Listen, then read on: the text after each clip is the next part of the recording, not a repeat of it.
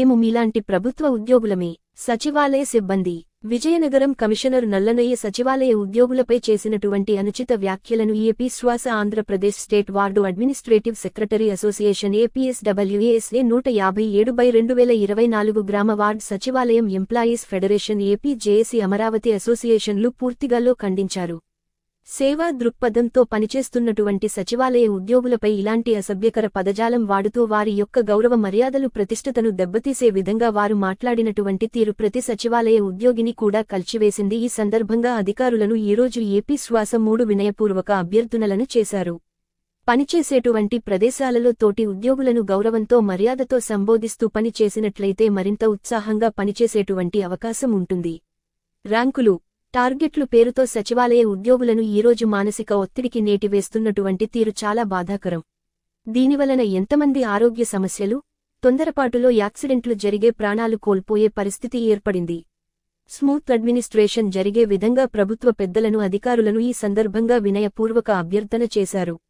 ఈ కార్యక్రమంలో APSWASA general secretary Chaitanya Atluri, AP ఏక్ మెంబర్స్ పాండురంగ, బెల్లంకొండ, మట్లే బాలరాజు, దారా సురేష్ బాబు, ఝాన్సీ, లక్ష్మి, రమేష్, మల్లికార్జున, ఖలీద్ తదితరులు పాల్గొన్నారు.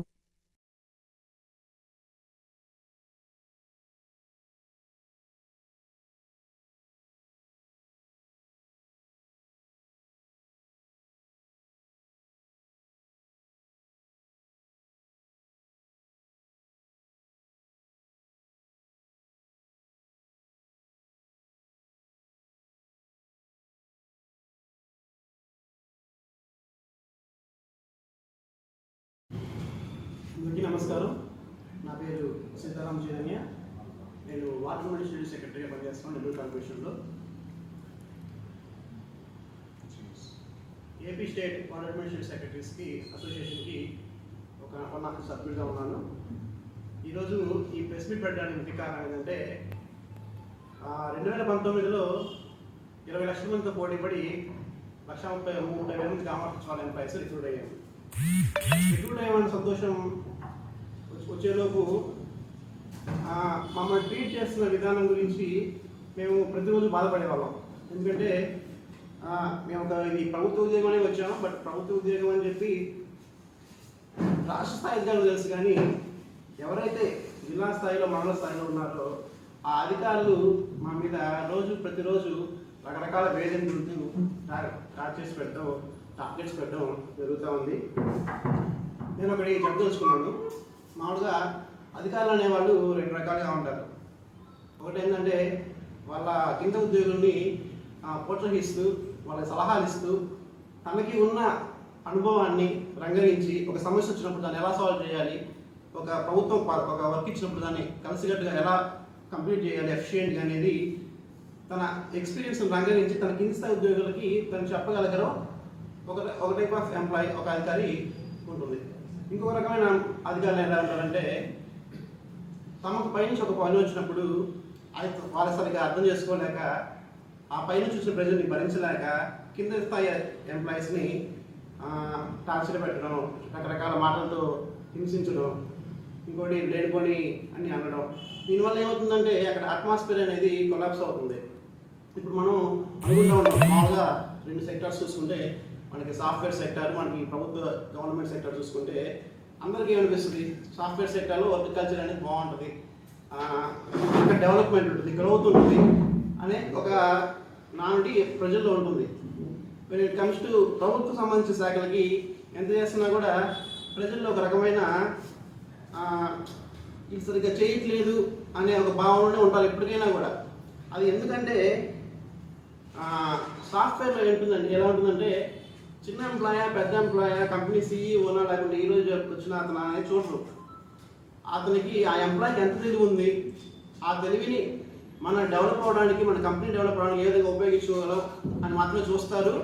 వాళ్ళని ఎంకరేజ్ చేస్తారు, వాళ్ళ తెలివిని షేర్ చేస్తారు, అందరూ కలిసి కంబైన్గా ఒక వర్క్ని కంప్లీట్ చేస్తారు.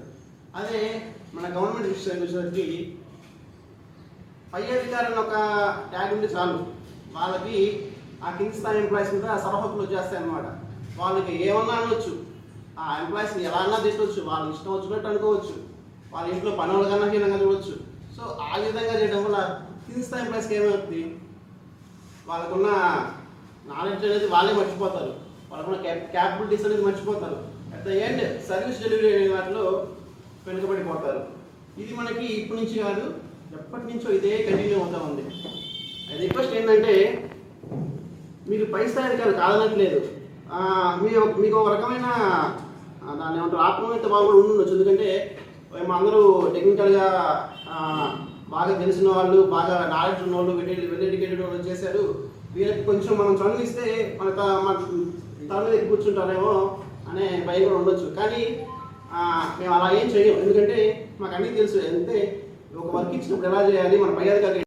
కాబట్టి మేమేదో మిమ్మల్ని దాటిపోతాము, మీకన్నా ఎక్కువ పేరు ప్రఖ్యాతులు గడిస్తాం అనేది భయపడాల్సిన అవసరం లేకుండా మీకున్న ఎక్స్పీరియన్స్ని, మీకున్న నాలెడ్జ్ని మాకు షేర్ చేయండి. ఇంకోటి, సచివాలయాల్లో గత 5 ఏళ్ళుగా ఉన్న ఒక మెయిన్ ఏంటంటే, ఒక్కరోజు సెలవు పెట్టాలంటే మేము దానికి ఉన్న ముందో రోజు మేము ఆ రోజంతా మేము ఆఫీసుల చుట్టూ తిరిగి ఒకరోజు సెలవు కోసం కష్టపడాల్సి వస్తుంది. ఇప్పుడు ఎంత ఎమర్జెన్సీ ఏమని, మన ఇంట్లో వాళ్ళు హాస్పిటల్లో ఉండండి, మన కింద పడి యాక్సిడెంట్ అవని, మనకు సంబంధం లేదు, మీకు సెలవు ఇవ్వమన్నారు. ఒక్కరోజు సెలవు పెట్టుకోవడానికి కూడా అది ఏ డిజిగ్నేషన్ ఎంప్లాయీ అయినా సచివాలయం ఎంప్లాయీ అంటే పై అధికారులు చిన్న చూపు అయితే అయిపోయింది. ప్రభుత్వానికి విన్నవించేది ఏంటంటే, దయచేసి అందరు గవర్నమెంట్ ఎంప్లాయీస్కి ఏ విధంగా అయితే ట్రీట్మెంట్ ఉంటుందో మాకు కూడా అలానే ఉండాలి. ఎటువంటి వివక్ష కానీ, తక్కువ చేసి చూడడం కానీ, చులకనగా మాట్లాడడం కానీ ఉండకూడదు. మేమందరం కూడా వెల్ నాలెడ్జ్ఫుల్. మీరు ఎటువంటి పని ఇచ్చినా కూడా ఖచ్చితంగా ఇతరుల కంటే, ఆల్రెడీ ఉన్న ఎంప్లాయీస్ కంటే ఖచ్చితంగా దాన్ని మంచిగా కంప్లీట్ చేయగలగాం. ఇంకోటి మేము చెప్పేది ఏంటంటే కావాలి, ఎందుకంటే మేము కూడా ఎంప్లాయీసే, మేము కూడా కష్టపడుతున్నాం. టార్గెట్ విధించడం, టార్గెట్లు అనేది విధించడం దయచేసి. ఎందుకంటే టార్గెట్ అనేది మనం మామూలుగా ప్రైవేట్ రంగంలో చూస్తూ ఉంటాం. దయచేసి టార్గెట్ విధించు. ఎందుకంటే టార్గెట్ అనేది మనం అచీవబుల్ అవ్వగలిగితే ఖచ్చితంగా టార్గెట్ ఇవ్వడం అవసరం లేదు. ఎందుకంటే మాకు ఒక వర్క్ ఉన్నప్పుడు ఆ వర్క్ కంప్లీట్ చేయాలని చెప్పి మాకే ఉంటుంది. ఎందుకంటే ఒకరు మనల్ని చెప్పించుకోవాల్సిన అవసరం లేకుండా మనకి మనమే ముందుండి ఆ వర్క్ కంప్లీట్ చేయాలనే సంకల్పంతో అందరూ ఉంటాం మేమందరం. కావున రిక్వెస్ట్, చులకన భావం చేయకుండా, మమ్మల్ని తక్కువ చేసి చూడకుండా, మమ్మల్ని కించపరచకుండా, సగటు గవర్నమెంట్ ఉద్యోగికి ఎలాగైతే ట్రీట్మెంట్ ఉంటుందో దయచేసి పై అధికారులందరూ కూడా గ్రామ సచివాలయ ఉద్యోగులు అదేవిధంగా చూడాలి. వీళ్ళేదో 6వ వేలులాగా చేతుకున్న 6వ వేలులాగా సచివాలయ ఎంప్లాయీస్ చూడకుండా 5,000 1,000 లాగా మమ్మల్ని కూడా ట్రీట్ చేయాలని చెప్పి అందరినీ మనస్ఫూర్తిగా కోరుకుంటున్నాను. నాకు అవకాశం ఇచ్చినందుకు అనుకుంటున్నాను మేడం. ధన్యవాదాలు.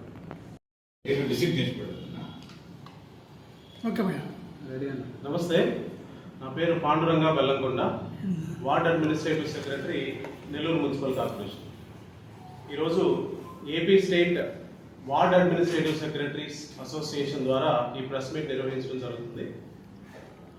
ఈ ప్రెస్ మీట్ యొక్క ప్రధానమైనటువంటి ఉద్దేశం ఏంటంటే, ఇటీవల కాలంలో విజయనగరం మున్సిపల్ కార్పొరేషన్లో అడ్మినిస్ట్రేటివ్ సెక్రటరీస్కి రివ్యూ మీటింగ్ జరుపుతున్నటువంటి క్రమంలో సదరు రివ్యూలో కమిషనర్ గారు శ్రీ నల్లనయ్య గారు అడ్మినిస్ట్రేటివ్ సెక్రటరీస్ని ఉద్దేశిస్తూ ట్యాక్స్ కలెక్షన్కి సంబంధించి మీకంటే ఇజ్రాయల్ నయం, ఇజ్రాయల్ మీకంటే గొప్పగా కలెక్షన్స్ తీసుకొస్తారు అంటూ అడ్మినిస్ట్రేటివ్ సెక్రటరీస్ని ఉద్దేశిస్తూ మాట్లాడినటువంటి మాటలు చాలా బాధాకరం, అవమానకరం, అమానవీయంగా అడ్మినిస్ట్రేటివ్ సెక్రటరీస్ అసోసియేషన్ ద్వారా ఆ యొక్క మాటల్ని దయచేసి వెనక్కి తీసుకోవాల్సిందిగా రిక్వెస్ట్ చేస్తూ ఉన్నాము.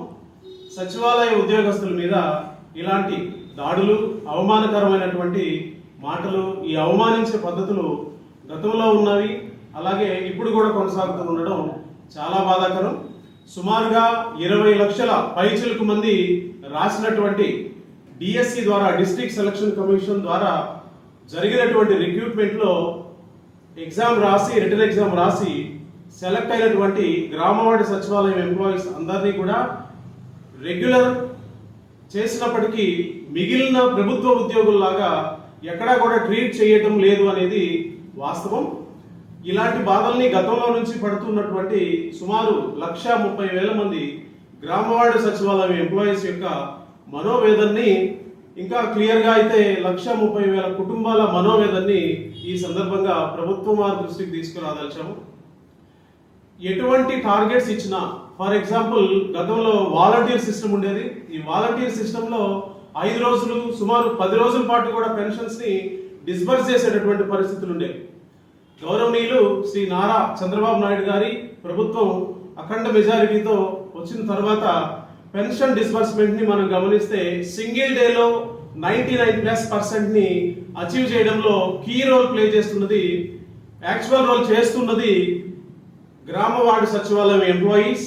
ఈ గ్రామ వార్డు సచివాలయం ఎంప్లాయీస్ ని రెస్ట్ ఆఫ్ ది సెక్రటరీస్ అందరినీ కూడా ముందుండి నడిపిస్తూ టీమ్ లీడర్ పాత్ర పోషిస్తున్నటువంటి వార్డ్ అడ్మినిస్ట్రేటివ్ సెక్రటరీని ఈ విధంగా అవమానకరమైనటువంటి పద్ధతుల్లో మాట్లాడటం అనేది చాలా బాధాకరం. దయచేసి ఇటువంటి చర్యలు పునరావృతం కాకుండా తగినటువంటి చర్యలు తీసుకోవాలని భావితరాల నాయకులు, యువ నాయకులు, మంత్రివర్యులు శ్రీ నారా లోకేష్ బాబు గారిని ఈ సందర్భంగా రిక్వెస్ట్ చేస్తూ ఉన్నాం. ఆంధ్రప్రదేశ్ గ్రామవార్డు సచివాలయం అడ్మినిస్ట్రేటివ్ సెక్రటరీస్ అసోసియేషన్ తరఫున ధన్యవాదాలు. అందరికీ నమస్కారం అండి. నా పేరు వినుకొండ ఝాన్సీ లక్ష్మి. నేను వార్డ్ అడ్మినిస్ట్రేటివ్ సెక్రటరీగా పనిచేస్తున్నాను నెల్లూరు మున్సిపల్ కార్పొరేషన్లో. గత 5 సంవత్సరాలుగా మేము పన్ను వసూళ్లలో భాగంగా ఈ కార్పొరేషన్స్ అన్నిటికీ ఎంతో ఆదాయాన్ని సమకూర్చాము. అటువంటి మమ్మల్ని ఎడగట్టడం అనేది చాలా బాధాకరం.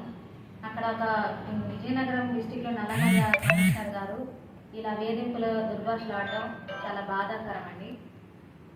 అక్కడ జరిగిన పరిణామాల్లో ఒక అడ్మినిస్ట్రేటివ్ సెక్రటరీ, ఒక లేడీ కలుదిరి పడిపోయారంటే ఏ విధంగా అతను వేధించారో అర్థం చేసుకోవచ్చు. మమ్మల్ని గుర్తించి మా విలువల్ని అవన్నీ కూడా కాపాడుతూ మేము సరిగ్గా పనిచేసేలాగా చేయాలని మేము కోరుకుంటున్నాము. అది ఏపీ శ్వాస Andhra Pradesh state ward administrative secretary association ద్వారా మేము కోరుకుంటున్నాం సార్.